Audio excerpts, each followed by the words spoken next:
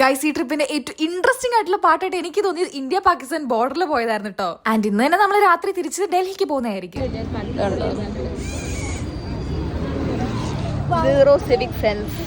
ഈ സംഭവം എന്ന് പറഞ്ഞാൽ ഡൽഹി വന്നതിന് ശേഷം പിന്നെ ബാക്കിയുള്ള ട്രാവൽ ഫുള്ള് ബസ്സിലാണല്ലോ എന്ന് കരുതിയിൽ കംഫർട്ട് നോക്കിയിട്ടാണ് ഈ ഒരു നെക്ക് പില്ലോ വാങ്ങിക്കുന്നത്.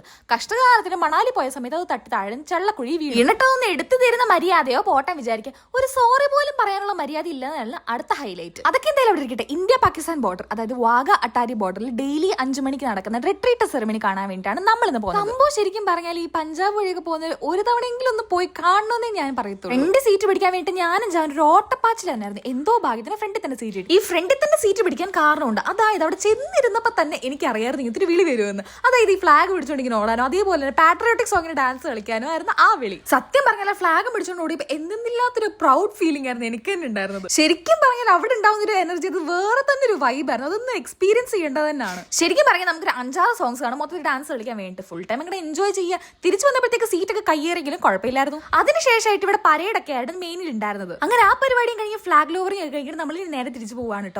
പിന്നെ ഇവിടെ വരുന്നവരെ ശ്രദ്ധിക്കുക, എന്തെങ്കിലുമൊക്കെ വാങ്ങിക്കണമെന്നുണ്ടെങ്കിൽ കയ്യിൽ ക്യാഷ് കരുതുക. കാരണം ഇവിടെ വന്നോണ്ടേ റേഞ്ച് കട്ടാവും.